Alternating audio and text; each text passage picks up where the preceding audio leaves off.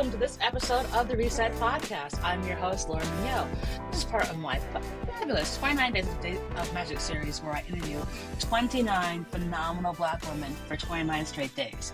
And today I am delighted to have Christina Blacken, who's a speaker, facilitator, and the founder of a leadership development firm, The Nucleo. She's amazing, and I can't wait for you all to hear about her incredible story. So let's dive right in. Hi, Christina. Hi. I love that we have matching sweaters, sort of. I don't know if it. You know why? Because it's cold. I know. It's like New York is not beating the Arctic allegations right now. It really is not. And it's really funny because it's become a thing with this series now because we're on video. I'm not knowing that you knew what I was wearing all these years, but now everyone sort of sees it and has asked me about the sweaters. And I'm like, well, one, it's to be very comfy, let everyone know that it's a warm, facilitating conversation that I'm having with you all, but also it's just cold. So, we're trying to be cute and cozy. Yeah. You're not, we got to be rational in these times. Thou shalt be rational. So it's like, this is not the time to wear the silk blouse with the low V-neck. No, we cute sweaters. We're going to wear cute sweaters. So diving right into the very first question, which I'm sure you'll have an amazing answer for. Christina, what was your all-time favorite job? My all-time favorite job is working for myself, to be honest. I'm gonna keep it a buck, right? I've been working for myself for the last 7 years. But if I was going to rewind time before I became an entrepreneur, it was working at a pretty large media company and doing a really interesting hybrid job where I was doing branded content and also doing sales around that branded content. So we would come up with these ideas and these stories to reach certain readers, and then brands would sponsor those stories. So it'd be things from like single moms to people who love video games and sports to Black news and culture. And it was just a fun, creative, dynamic job. It felt like I was telling compelling stories with really interesting creatives and doing it in a way that felt, ethical and somewhat impactful. I love that. So we love that job, and now you work for yourself. So there's a story in between there. So how do we get to be having this conversation today? What was that journey like? Yeah, so I'm from Utah originally, which is always a shock to people. They're like, Utah, there's Black people there? I'm like, yeah, 2.5 of us at least. We're 2.5. And I'm related Where in to Utah? Ogden, Utah. I was going to say they're all one come. Yeah, they're about 45 minutes from Salt Lake. But my family was part of the Great Migration. So they left Memphis in the 50s and 60s. And Utah at the time was kind of dealing with sort of diet racism, I call it. It was a little bit nicer, a little bit safer, not by much, but it still had opportunities and jobs that the South didn't at that time for Black Americans. And so they ended up there.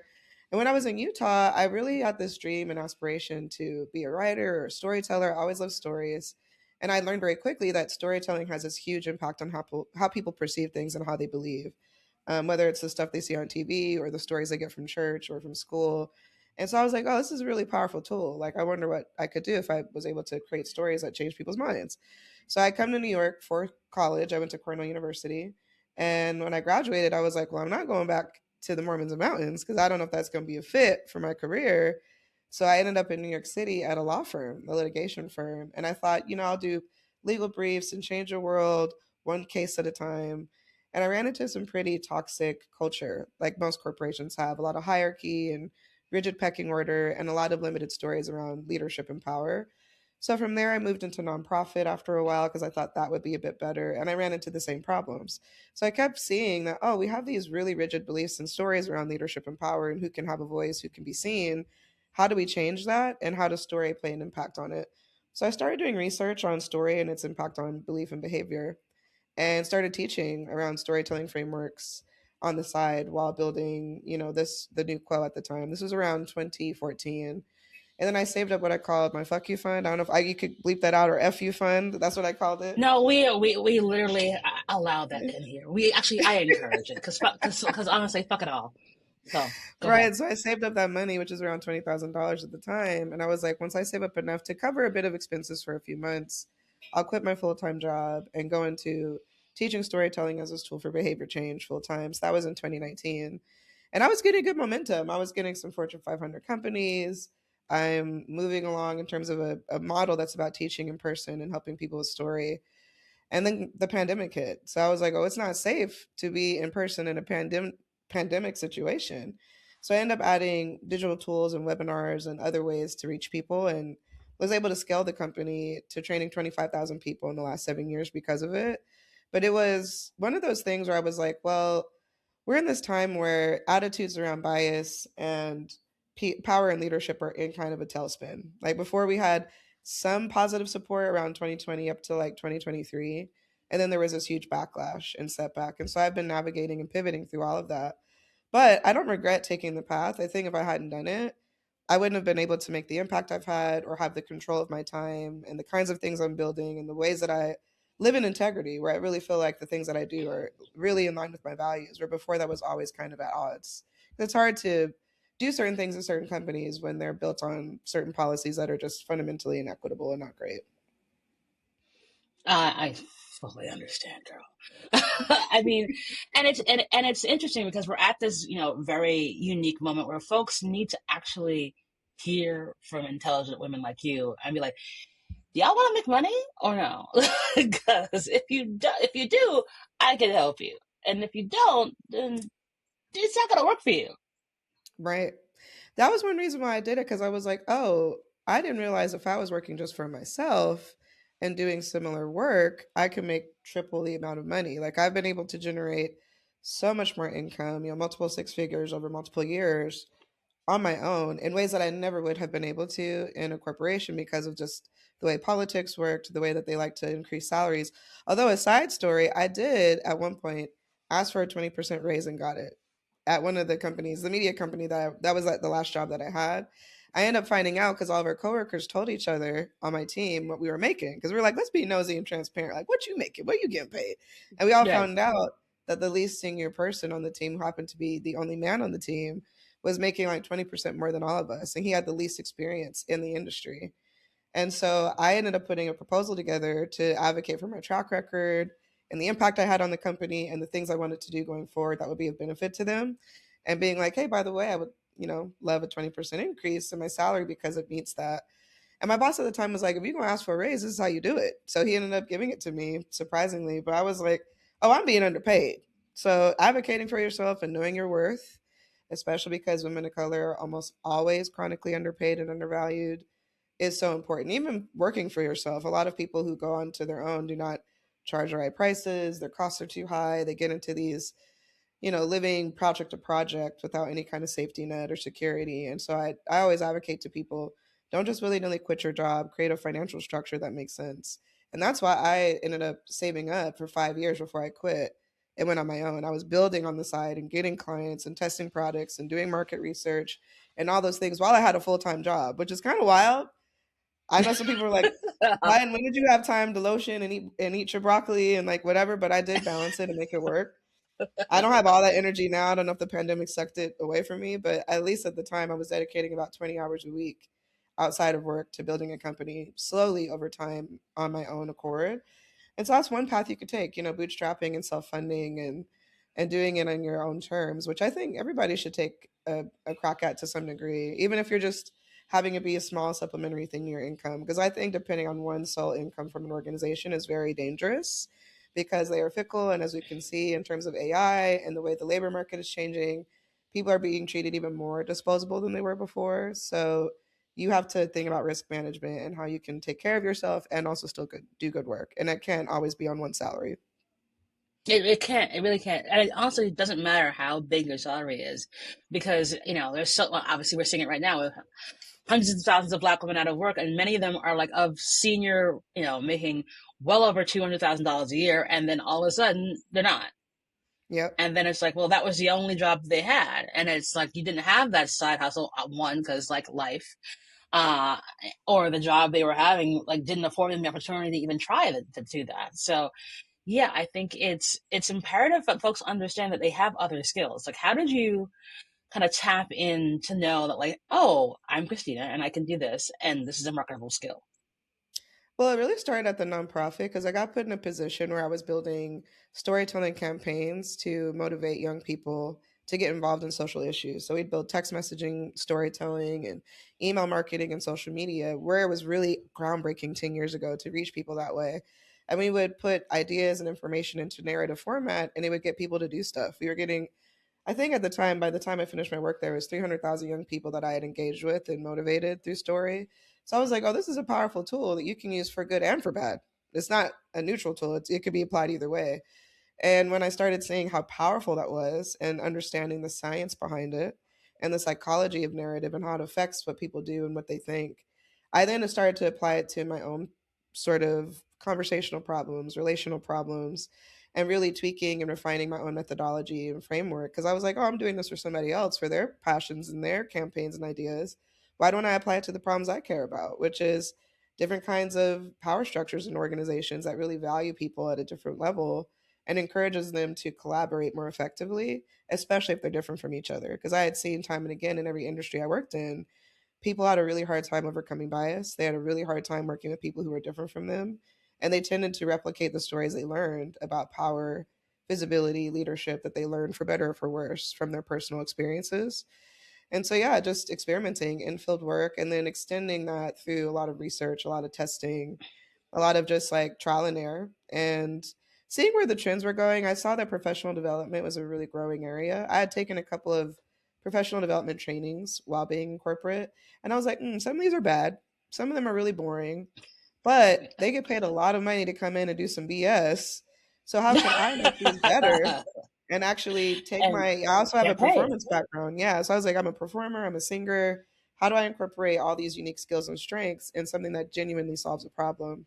And I think that's why it worked, is because I had a unique perspective that most of these traditional training companies don't have. They're very kind of stoic and formal and very conventional. They're kind of teaching the same old stuff over and over.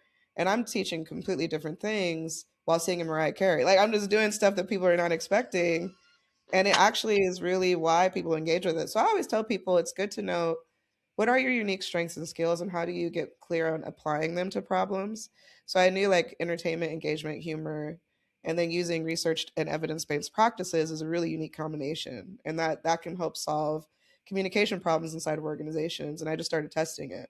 So that's the key. It's like don't make something that you don't enjoy and that you're not good at. People will do it because they see a growing trend of like, I'm going to make an AI chatbot because it's the latest trend. Like, girl, do you like coding like that? Do you like Excel? Like, if you don't like those things or you're not good at it, the amount of effort and time it takes to get something valuable, you probably are not going to stick it through. So pick something that's at least related to your skills and your strengths to some degree. And you can always learn and fill in the gaps or work with people and collaborate with people and delegate the things that you're not good at. But that's the key is do what you enjoy, which sounds really silly and trite, but it's true. Most people are not. They're doing things out of fear or what they've been taught to do by somebody else and not based on true, genuine self insight.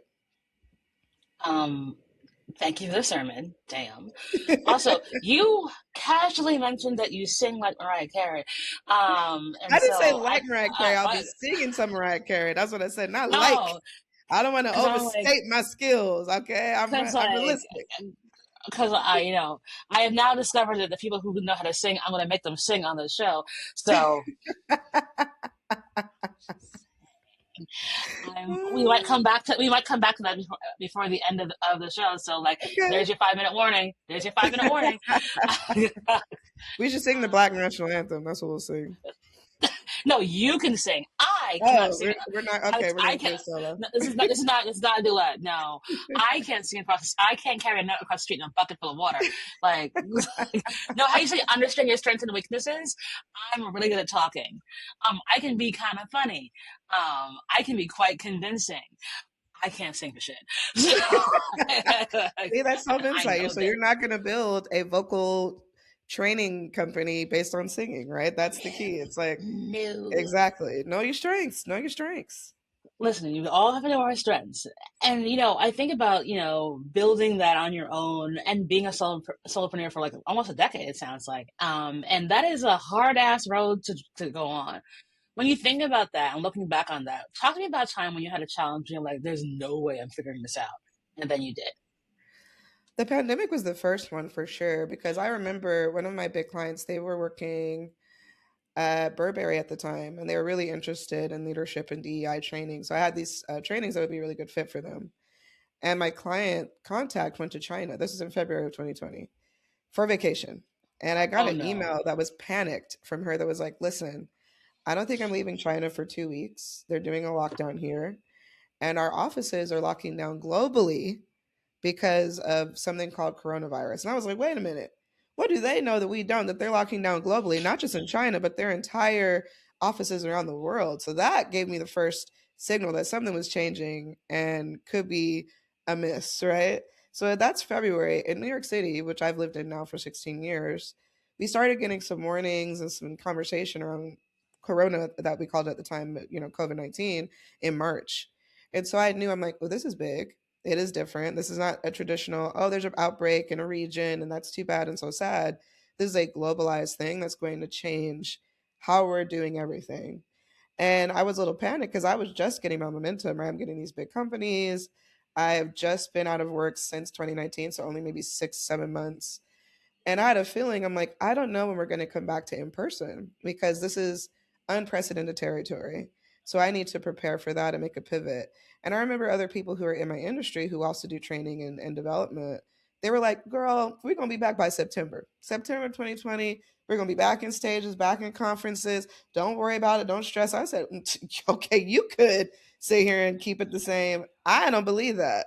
So that's why I started getting really savvy around digital tools. I started looking into learning management systems and building courses and pushing my skills. I had some background in that stuff, but I didn't fully know how to use LMSs at the time.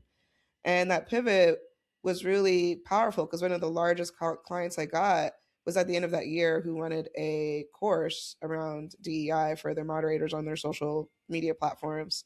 And that was a huge project that I ran for 3 years after that. And I don't think I would have been able to do it if I hadn't pivoted and thought, okay, here's the information that I have. I did what I call 360 planning, which is worst case, middle case, and best case scenarios, with triggers that indicate that scenario and the behaviors I would take going forward. So I was like, worst case, here's what I'm going to do. I'm going to give myself this much time, maybe 2 months to collect information to see which one's panning out.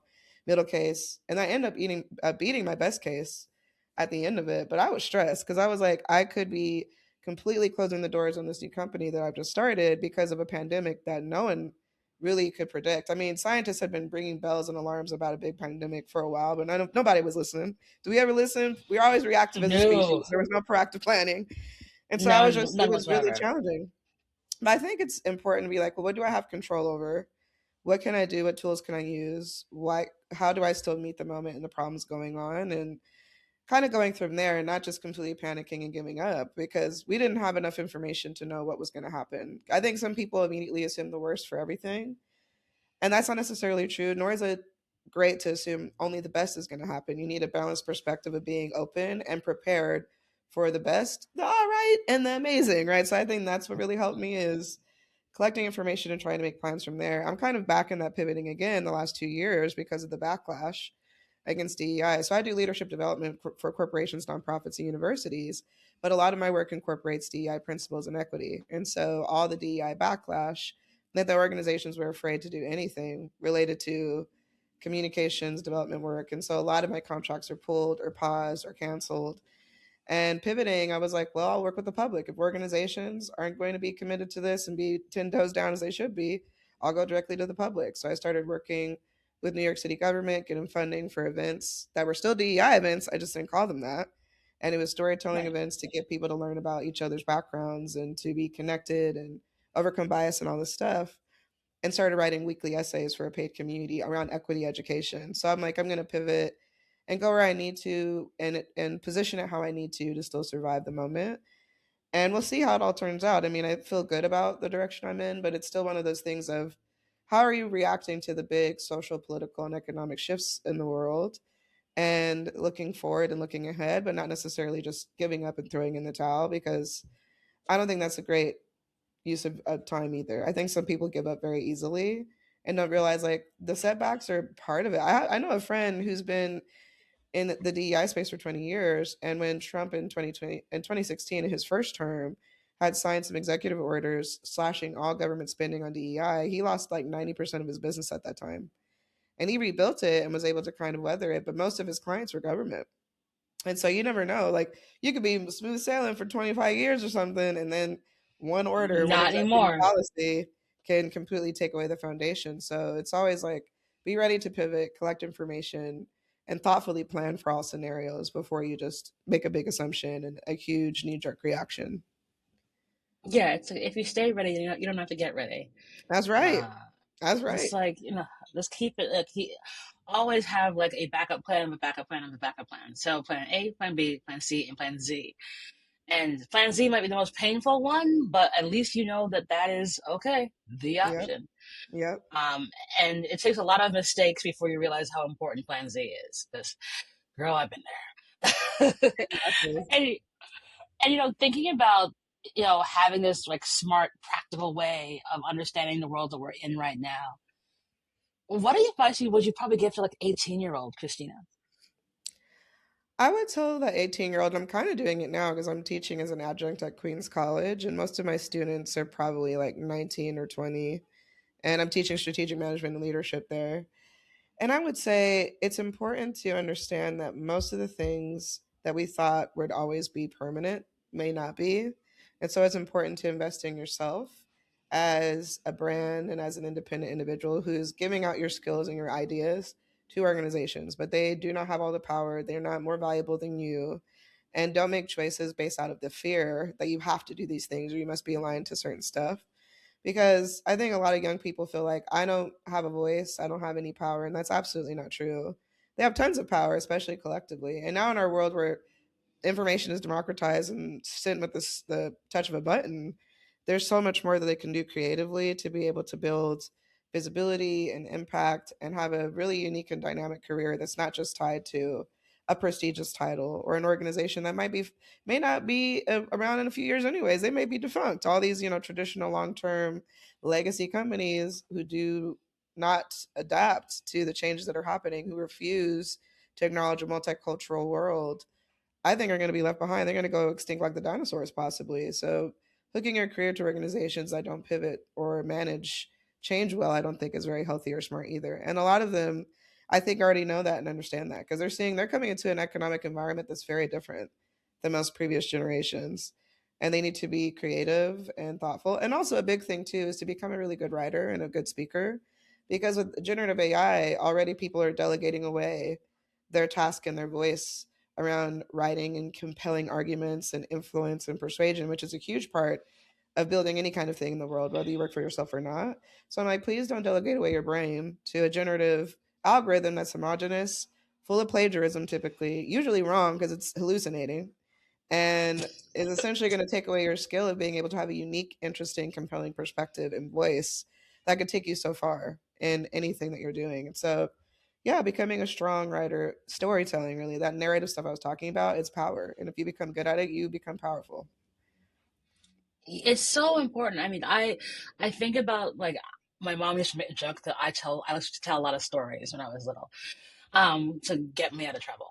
'Cause I was the youngest and the only girl. Like, I had to find some way to get out of That trouble. sounds about right. Sounds about right. So and nothing has changed. This is what I do. Like the very first award I won in the industry was being Storyteller of the Year, and it came from this podcast, which I had no idea was a thing that I could even know how to do. But the ability to grasp stories and tell stories and engage people is so important. And it's been a similar talk to a lot of younger folks about this, where it's just like you all have a unique story. Everyone does. If you stand on a street corner in New York City at any given time of the day, and it's a four-way crosswalk, every single person at every single corner has a reason as to why they're standing there right now. There's a story behind every single person. So everyone's got something to tell and to share.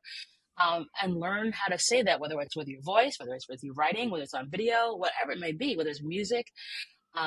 There is something so rich about it, and I want more folks to see that, like, and not ceding it to AI and being like, let AI do all the things for me. Like, yes, it can be much helpful with a lot of the menial tasks that like are like minutia. I can understand you using it to reduce those, but don't sacrifice your voice for technology. Like that is not the way this world's gonna. It's not gonna have you stand out. And I think about my own career, like people know my voice. It's like That's it is what it exactly is. it. Yeah, I'd say the same, very similar, that we all have a really unique story and cultural and ethical wisdom from our lived experiences that can do so much in terms of solving problems and building meaningful relationships and collaborations. And the more that people understand that, the more they realize that, like, oh, you just because you have a certain title and look a certain way doesn't mean you're more valuable than I am. I have insights and value too. And that's really important because a lot of people go into these systems that are full of hierarchy where they feel like if I'm not at the very top of that structure with the CEO title, I don't matter. And that's absolutely not true. And I think the quicker somebody gets out of that mentality, the better. The better that they own and understand the power of their story. And you're so right about that. And speaking about owning your story, what's one thing you think you're really grateful for today? I'm really grateful for friendship. I think a lot of my life has been supported and amplified and changed through really meaningful friendships because these are people who've seen me, fooled me, who understand my story, who embrace it, who value me for me, not just what I do for them, but genuinely who I am and how I show up in the world and how I light up a room or not or whatever. And I'm grateful for that because I think in a time right now where people are more isolated than ever before, there's studies that 1 in 4 men don't even have a close friend, a single friend. Friendship is a really valuable asset to living a full, meaningful life. And we're in a society that doesn't always value friendship a lot or a community. And I do think it's a powerful tool for doing anything you want in your life, whether that's building a company or moving forward in your career or just having fun and pleasure and joy or support for when you have hard times. So I'm grateful for that. And I'm grateful that I've been able to build so many kinds of friendships across so many different demographics. When people come to my events or parties or whatever, they're like, girl, this is the UN. Like everybody you can think of is up in here of every race and Exactly. gender and sexuality. I'm like, yeah, I genuinely like building meaningful connection with people who are not always exactly like me. And I think I learned that through living in Utah, where I was really different than everyone else. And I had to learn how to build meaningful connection with people, not just based on us having all these things in common or all being the same. So friendship has really saved my life and changed my life. And I really value and appreciative of friendship. Oh, I love that. Girl, you're amazing. So, last question for you. Do you have a give or an ask of the audience? The Give is a book called This Here Flesh by Cole Riley. I guess her full name is Cole Arthur Riley. And I think This Here Flesh is an incredible book about the power of your story. It's a memoir about her family and the challenges and setbacks that they went through as a Black American family in the US, but also this deep joy and insight and wisdom that they gained and how it's kind of shaped the direction of their lives and how they move in the world and the values that they live by. And it's just incredibly written. It's so beautifully written. I would say she's like the James Baldwin of our time. But it's a book that will probably change your perspective going forward and make you feel a lot of gratitude about maybe your own story, your own journey, your own family. And then an ask, I'm a writer. I love writing and really curating ethical and cultural wisdom for pop culture and history and social justice books. I also write a little poetry because I think I'm a beatnik now or whatever. So if you want to get access to those essays, if you're interested in reading information that really can help you practice social justice values in a meaningful way, consider joining my learning community. And you get more information about that at bit.ly/T&Q community. And the T and Q is in all caps. Fabulous. We'll put all those details in the show notes for the book and for joining your community. And now I have an ask. So, do you want to sing? You can say no. You don't have I to. can sing. Okay, we're gonna do the black national anthem. Which are you gonna do Okay. with me? No, what part of no do you not Okay. comprehend? Literally no. Okay. Literally no. Lift every voice and sing till let that heaven ring, ring with the harmonies of liberty. Let our rejoicing rise high as the listening skies. Let it resound loud as a rolling sea. That's just a tiny little bit of it. It's pretty incredible. See, like I said, couldn't do that to save my life. Gun to my head, could not do that. So thank you so much. Christina, you are like just a fountain of incredible wisdom and in a younger body. It's amazing. And every time I talk to you, I feel like I'm smarter. So I'm so delighted that we were able to share this time with you on the podcast. To exchange your valuable wisdom. That's incredible tips because, like, I think you're in such a unique industry, and I think you don't fit the profile of what it is. And so you absolutely show what's possible when you bust your ass and you do it right. So I'm so delighted to be able to share this with you. So thank you so much for being part of 29 Days of Magic. Thank you. I appreciate being able to have the conversation and for you making space for people to share and own their stories. I think this is part of the power too, is we have to create spaces to own our story and tell it before somebody tells it for us. So thank you for doing that. Awesome. And that is our show.